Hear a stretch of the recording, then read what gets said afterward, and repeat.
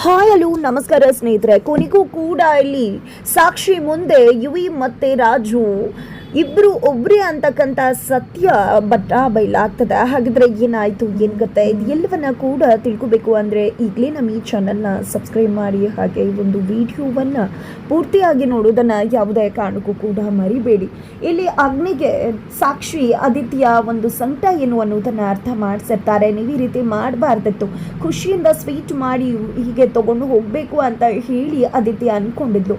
ಆದರೆ ನೀವು ಅದನ್ನು ನುಚ್ಚುನೂರು ಮಾಡಿಬಿಟ್ರಿ, ನೀವು ಮಾಡಿದ್ದು ತಪ್ಪು ಅಂತ ಹೇಳಿರ್ತಾರೆ.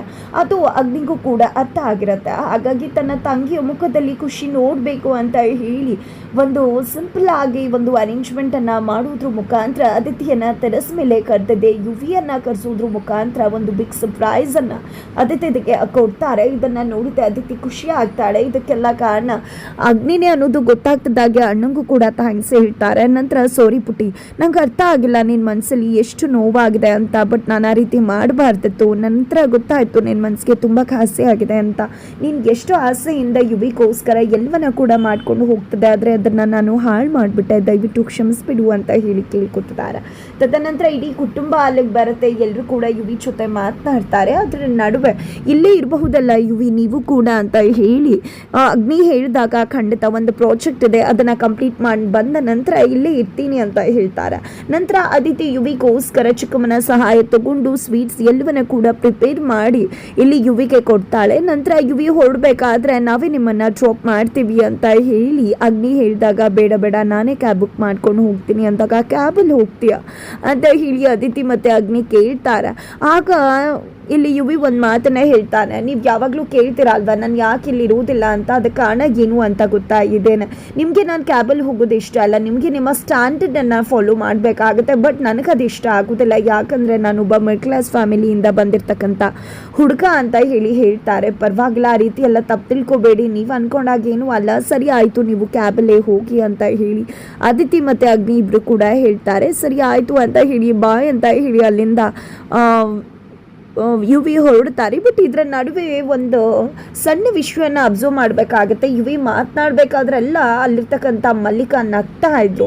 ಅಲ್ಲೇ ಗೊತ್ತಾಗುತ್ತೆ ಖಂಡಿತ ಮಲ್ಲಿಕಾನೇ ಇಲ್ಲಿ ಯುವಿಯನ್ನು ಆದಿತ್ಯ ಬಾಳಲ್ಲಿ ಬಿಟ್ಟಿರಬಹುದೇನು ಅಂತ ಹೇಳಿ. ತದನಂತರ ಇಲ್ಲಿ ಯುವಿ ಸಾಕ್ಷಿ ಮನೆಗೆ ಬರ್ತಾರೆ. ಸಾಕ್ಷಿ ಮನೆಗೆ ಬಂದದ್ದೇ ಬೆಳಿಗ್ಗೆ ಆಗ್ತಿದ್ದಾಗೇನೆ ಇಲ್ಲಿ ಸಾಕ್ಷಿ ರೆಡಿಯಾಗಿ ತಂಗಿ ಜೊತೆ ಹೊರಗಡೆ ಬರಬೇಕಾದ್ರೆ ಅತ್ತೆ ಮಂಜರಿ ಬಂದಿದೆ. ಏನಮ್ಮ ಸಾಕ್ಷಿ ಕೆಲ್ಸಕ್ಕೆ ಹೋಗ್ತಿದ್ಯಾ ಅಂದಾಗ, ಹೌದು ಅಂತ ಹೇಳ್ತಾರೆ. ಕೆಲ್ಸಕ್ಕೆ ಹೋಗ್ತಿದ್ಯಾ, ಮೊದಲು ಹೇಗಿದ್ಯೋ ಅದೇ ರೀತಿ ಇರಮ್ಮ, ಮರೆತು ಬಿಡ್ಬೇಡ ಅಂತ ಹೇಳಿ ಕಳಿಸ್ತಾರೆ. ನಂತರ ಇಲ್ಲಿ ಸಾಕ್ಷಿಗೆ ಯಾಕತ್ತೆ ಈ ರೀತಿ ಅಂದ್ರು ಅಂತ ಅನ್ಸುತ್ತೆ. ಆದ್ರೆ ಇಲ್ಲಿ ಮಂಜುರಿ ಅವರು ಅನ್ಕೋತಾರೆ, ತೋಳ ಬಂತು ತೋಳ ಅಂತ ಹೇಳಿ ನಿನ್ನನ್ನೇ ಕಾಯ್ತಾ ಹೊರಗಡೆ ತೋಳ ನಿಂತಿದೆ, ಖಂಡಿತವಾಗ್ಲೂ ನಿನ್ನ ಕತೆ ಮುಗೀತು, ನಿನ್ನ ಬದುಕನ್ನೇ ಬರ್ಬಾದ್ ಮಾಡೋಕೆ ಅಂತ ಹೊಂಚ ಹಾಕೊಂಡು ಕಾಯ್ತಾ ನಿಂತಿದೆ ಅಂತ ಹೇಳಿ ನಗ್ತಾರ. ನಂತರ ಇಲ್ಲಿ ಭೂಮಿ ಮತ್ತೆ ಸಾಕ್ಷಿಗೋಸ್ಕರನೇ ವೇಟ್ ಮಾಡ್ತಿರ್ತಾರೆ. ಇಲ್ಲಿ ರಾಜು ಸಾಕ್ಷಿ ಬರ್ತಿದ್ದಾಗೇನೆ ಸಾಕ್ಷಿಯವರೇ ಸ್ವೀಟ್ ತಗೊಳ್ಳಿ ಅಂದಾಗ, ಅಯ್ಯೋ ಬೇಡ ಅಂತ ಹೇಳ್ತಾರೆ. ಪ್ಲೀಸ್ ತಗೊಳ್ಳಿ ಅಂತದ್ದಾಗೆ ಭೂಮಿ ನಾನೇ ತಗೋತೀನಿ ಅಂತ ತಗೋತಾರೆ. ನಂತರ ಅಕ್ಕ ತುಂಬ ಚೆನ್ನಾಗಿದೆ ತಿನ್ನು ಅಂತ ಹೇಳಿದಾಗ ಸ್ವಲ್ಪ ಸ್ವೀಟ್ ತಗೋತಾರೆ. ತುಂಬ ಚೆನ್ನಾಗಿದೆ ರಾಜು ಅವರೇ ಅಂದಾಗ, ಅಂದಮೇಲೆ ಮತ್ತೊಂದು ತಗೊಳ್ಳಿ ಅಂದಾಗ, ಬೇಡ ಬೇಡ ನಾನು ತಗೊಂಡೆ ಅಲ್ವಾ ಸಾಕು ಅಂದಾಗ, ಇಲ್ಲ ಪರವಾಗಿಲ್ಲ ತಗೊಳ್ಳಿ ಅಂದಾಗ, ಸರಿ ಆಯಿತು ಅಂತ ಹೇಳಿ ತಗೋತಾರೆ. ತುಂಬ ಅಂದರೆ ತುಂಬ ಚೆನ್ನಾಗಿದೆ, ಇದರಲ್ಲಿ ಏನೋ ಹಾಕಿದ್ದಾರೆ ಅದರಿಂದಾನೇ ತುಂಬ ಡಿಫ್ರೆಂಟ್ ಫ್ಲೇವರ್ ಕೊಡ್ತದೆ ಅಂತ ಹೇಳಿದಾಗ, ಈ ಕಡೆ ರಾಜು ಅದೇನು ಹಾಕಿದಾರೋ ಗೊತ್ತಿಲ್ಲ, ಬಟ್ ನಿಮಗೆ ಇಷ್ಟ ಆಯ್ತಲ್ಲ ಅಷ್ಟು ಸಾಕು ಅಂತ ಹೇಳಿ ಹೇಳ್ತಾರೆ. ನಂತರ ಇಲ್ಲಿ ಸಾಕ್ಷಿ ಅಗ್ನಿ ಮನೆಗೆ ಹೊರಟು ಬರ್ತಿದ್ದಾಳೆ ಅರವಿಂದ್ ಅವ್ರ ಜೊತೆ ಮಾತಾಡಬೇಕು ಅಂತ ಹೇಳಿ. ತದನಂತರ ಅಗ್ನಿ ಕೂಡ ಆಫೀಸ್ಗೆ ಹೋಗೋಕೆ ರೆಡಿ ಆಗಬೇಕಾದ್ರೆ ಅಲ್ಲಿಗೆ ಗೋಪಣ್ಣ ಬರ್ತಾರೆ. ಗೋಪಣ್ಣ ಬಂದಿದ್ದೆ, ಏನು ಬಾಸು ಆಫೀಸ್ಗೆ ಹೋಗೋಕೆ ರೆಡಿ ಆಗ್ತಾ ಇದ್ದೀರಾ, ಸಾಕ್ಷಿ ಅಮ್ಮ ಇಲ್ಲಿಗೆ ಬರ್ತಿದ್ದಾರೆ ಅಂತಿದ್ದಾಗ ಇಲ್ಲಿ ಅಗ್ನಿ ಆಫೀಸ್ಗೆ ಹೋಗೋ ಬದಲು ನಾನು ಮನೇಲಿ ಇರ್ತೀನಿ ಅಂದ್ಬಿಡ್ತಾರೆ. ಏನಿದು ಇಷ್ಟೊತ್ತು ಆಫೀಸ್ಗೆ ಹೋಗ್ಬೇಕು ಅಂತಿದ್ರೆ, ಈಗ ಆಲ್ರೆಡಿ ಮನೇಲಿ ಇರಬೇಕು ಅಂತಿದ್ರಲ್ಲ ಅಂತ ಗೋಪಣ್ಣ ಕೇಳ್ತಿದ್ರೆ, ಯಾಕೆ ಮನೇಲಿರೋದು ನನ್ನ ಇಷ್ಟ, ಆಫೀಸ್ಗೆ ಹೋಗೋದು ನನ್ನ ಇಷ್ಟ, ಯಾವಾಗ ಬೇಕಾದರೂ ಹೋಗ್ತೀನಿ ಅಂತ ಹೇಳಿದಾಗ, ಹೌದಾ ಸರಿ ಆಯಿತು ಬಿಡಿ, ಸಾಕ್ಷಿ ಅಮ್ಮ ಏನು ಇಲ್ಲಿಗೆ ಬರ್ತಿಲ್ಲ, ಸುಮ್ಮನೆ ಹೇಳಿದೆ ಅಷ್ಟೇ ಅಂದಾಗ, ಹೌದಾ ಅಂತ ಅಂದ್ಕೊಂಡಿದ್ದೆ, ನಾನು ಆಫೀಸ್ಗೆ ಹೋಗ್ತೀನಿ ಅಂತ ಹೇಳಿ ಹೊರಟ್ಬಿಡ್ತಾರೆ. ಏನಿದು ಅಗ್ನಿ ಬೋಸು ಈಗ ತಾನೇ ಆಫೀಸ್ಗೆ ಹೋಗ್ತಿದ್ರಿ, ಆ ನಂತರ ಆಫೀಸ್ಗೆ ಹೋಗಲ್ಲ ಅಂದ್ರಿ, ಮತ್ತೆ ಆಫೀಸ್ಗೆ ಹೋಗ್ತೀನಿ ಅಂತಿದ್ರ, ಏನಿದಲ್ಲ ಅಂತ ಹೇಳಿ ಕೇಳ್ತಿದ್ದಾರೆ. ಅಷ್ಟರಲ್ಲಿ ಅದಿತಿ ಬರ್ತಾಳೆ. ಅಣ್ಣ ಆಫೀಸ್ಗೆ ಹೋಗ್ತಿದ್ಯಾ ಅಂದಾಗ, ಹಾ ಪುಟ್ಟಿ ಅಂತಾರೆ. ಅಯ್ಯೋ ಅಣ್ಣ ನೀನು ಯಾಕೆ ಆಫೀಸ್ಗೆ ಹೋಗ್ಬೇಕು, ಅಪ್ಪ ಇಲ್ಲೇ ಇದ್ದಾರೆ, ಸಾಕ್ಷಿ ಕೂಡ ಇಲ್ಲೇ ಬರ್ತಿದ್ದಾಳೆ, ಅಂದಮೇಲೆ ನೀನು ಇಲ್ಲೇ ಕೆಲಸ ಮಾಡ್ಬೋದಲ್ವಾ, ನಿನಗೆ ಏನಿರುತ್ತೆ ಅಂತ ಆಫೀಸ್ಗೆ ಹೋಗ್ತಿದ್ಯಾ ಅಂದಾಗ, ಈ ಕಡೆ ಸಾಕ್ಷಿ ಅಮ್ಮ ಬರ್ತಿದ್ದಾರೆ, ಆದರೆ ನಾನು ಬರ್ತಿಲ್ಲ ಅಂತ ಹೇಳಿದೆ. ಆಲ್ರೆಡಿ ಸಾಕ್ಷಿ ಅಮ್ಮ ಬಂದೇ ಬಿಟ್ಟಿರ್ತಾರೆ ಅಂತ ಹೇಳಿದಾಗ ಈ ಕಡೆ ಅಗ್ನಿ ಸಿಟ್ಟಾಗ್ಬಿಡ್ತಾರೆ. ನಂತರ ಸರಿ ಬಿಡು ಆದಿತ್ಯ, ನಿನಗೆ ನಾನು ಆಫೀಸ್ಗೆ ಹೋಗೋದು ಇಷ್ಟ ಇಲ್ಲ ಅಂದಮೇಲೆ ನಾನು ಇಲ್ಲೇ ಇರ್ತೀನಿ ಅಂದಾಗ ಸರಿ ಆಯಿತು ಅಣ್ಣ ಅಂತ ಹೇಳಿ ಅದಿತಿ ಹೋದ್ಮೇಲೆ ಇಲ್ಲಿ ಗೋಪಣ್ಣ ಹೌದು ರೋಗಿ ಬಯಸಿದ್ದು ಅನ್ನ, ವೈದ್ಯ ಹೇಳಿದ್ದು ಅನ್ನ, ನಮಗೆ ಗೊತ್ತಿಲ್ವಾ ಬಾಸು ಅಂತ ಹೇಳಿ ರೇಗಿಸಿ ಅಲ್ಲಿಂದ ಹೊರಟುಬಿಡ್ತಾರೆ. ನಂತರ ಸಾಕ್ಷಿ ಬಂದಿದ್ದಾಳೆ. ಸಾಕ್ಷಿ ಬರ್ತಿದ್ದಾಗನೇ ರೇವತಿ ಅವರು, ಸಾಕ್ಷಿ ನೀನು ಇರೋದ್ರಿಂದಾನೇ ಅಮ್ಮ ನಮ್ಮ ಯಜಮಾನ್ರು ಇಷ್ಟು ಬೇಗ ಹುಷಾರಾಗ್ತಿರೋದು, ಇಲ್ಲಾಂದರೆ ಖಂಡಿತ ಆಫೀಸ್ಗೆ ಹೋಗಬೇಕಾಗಿತ್ತು. ನೀನು ಬಂದು ಒಳ್ಳೆ ಕೆಲಸನೇ ಆಯಿತು, ತುಂಬ ಚೆನ್ನಾಗಿ ಎಲ್ಲವನ್ನ ಕೂಡ ನಡೆಸ್ಕೊಂಡು ಹೋಗ್ತಿದ್ಯಾ ಅಂತ ಹೇಳ್ತಿರ್ತಾರೆ. ಅದರಲ್ಲಿ ಏನಿದೆ ಅಮ್ಮ, ಇದು ನನ್ನ ಡ್ಯೂಟಿ ತಾನೇ ಅಂದಾಗ ಎಲ್ಲರೂ ಕೆಲಸ ಅಂತ ಮಾಡ್ತಾರಮ್ಮ, ಇದು ನಿನ್ನ ಮನೆ ಕೆಲಸ ಅನ್ನೋ ರೀತಿಯಲ್ಲಿ ನೀನು ಮಾಡ್ತಾ ಇದೆಯಾ ಅಂತ ಕೂಡ ರೇವತಿಯವರು ಸಾಕ್ಷಿಯನ್ನು ಹೊಗಳುತ್ತಾರೆ. ಅಷ್ಟರಲ್ಲಿ ಆದಿತ್ಯ ಅಲ್ಲಿಗೆ ಬಂದಾಗ, ಆದಿತ್ಯ ಆರಾಮಿದ್ದೀರಾ ಅಂತ ಸಾಕ್ಷಿ ಕೇಳಿದ್ದಕ್ಕೆ ಹಾಂ ನಾನು ಆರಾಮಾಗೇ ಇದ್ದೀನಿ ಅಂತ ಹೇಳ್ತಾರೆ. ಸರಿ ಆಯಿತು ಚಿಕ್ಕಮ್ಮ ಸ್ವೀಟ್ ಕೊಟ್ರ ಸಾಕ್ಷಿಗೆ ಅಂದಾಗ ಮರ್ತೇ ಹೋಯ್ತು.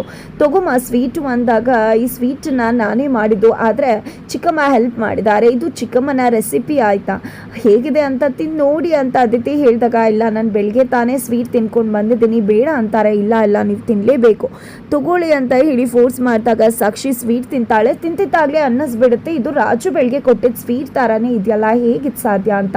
ನಿಜವಾಗ್ಲೂ ಇದನ್ನು ಮನೇಲೇ ಮಾಡಿದ್ದ ಅಂದಾಗ ಹೌದು ಅಂತಾರೆ. ಯಾಕಮ್ಮ ಇಷ್ಟ ಆಗಲಿಲ್ವಾ ಅಂದಾಗ ತುಂಬ ಚೆನ್ನಾಗಿದೆ, ಇದಕ್ಕೇನೋ ಇಂಗ್ರೀಡಿಯೆಂಟ್ಸ್ ಹಾಕಿದ್ರೆ ಅಲ್ವಾ, ನನಗೆ ಇಷ್ಟ ಆದರೆ ಸ್ವೀಟ್ ಮನಸ್ಸಲ್ಲೇ ಉಳಿದು ಬಿಡುತ್ತೆ ಟೇಸ್ಟ್ ಅಂತ ಹೇಳ್ತಾರೆ. ಈ ಕಡೆ ಸಾಕ್ಷಿಗೆ ಅನುಮಾನ, ಇದು ಇವರು ಮನೇಲಿ ಮಾಡಿರೋದು ಅಂತಿದ್ದಾರೆ, ಬಟ್ ಈ ಸ್ವೀಟು ರಾಜು ಅವ್ರ ಹತ್ರ ಬರೋದಕ್ಕೆ ಹೇಗೆ ಸಾಧ್ಯ ಅಂತ ಅಂದ್ಕೊಂಡಿದ್ದೆ. ರಾಜುಗೆ ಕಾಲ್ ಮಾಡೋದಕ್ಕೆ ಮುಂದಾಗ್ಬಿಡ್ತಾಳೆ ಸಾಕ್ಷಿ. ಇತ್ತ ಕಡೆ ಚಾಟ್ ಸೆಂಟರಲ್ಲಿ ಫ್ರೆಂಡ್ ಜೊತೆ ಹರಟೆ ಹೊಡಿತಿದ್ದಾರೆ ರಾಜು ಜೊತೆಗೆ. ಸಾಕ್ಷಿ ನನ್ನನ್ನು ಇನ್ನೇನೋ ನಂಬ್ತಿದ್ದಾಳೆ, ಖಂಡಿತ ಅವಳು ಕೂಡ ನನ್ನ ಪ್ರೀತಿ ಕೆಡ್ಡಾಗೆ ಬೀಳ್ತಾಳೆ ಅಂತ ಹೇಳ್ತಾ ಇರಬೇಕಾದ್ರೆ ಈ ಕಡೆ ಸಾಕ್ಷಿ ಕರೆ ಮಾಡ್ತಾರೆ. ಕರೆ ಮಾಡಿದ್ದೆ, ರಾಜು ಅವರೇ ನೀವು ಬೆಳಿಗ್ಗೆ ಸ್ವೀಟ್ ಕೊಟ್ರಲ್ವಾ, ಅದನ್ನು ಎಲ್ಲಿಂದ ತಂದಿದ್ದು ಅಂತಿದ್ದಾಗೆ ರಾಜುಗೆ ಏನು ಹೇಳಬೇಕು ಅಂತ ಗೊತ್ತಾಗೋದಿಲ್ಲ.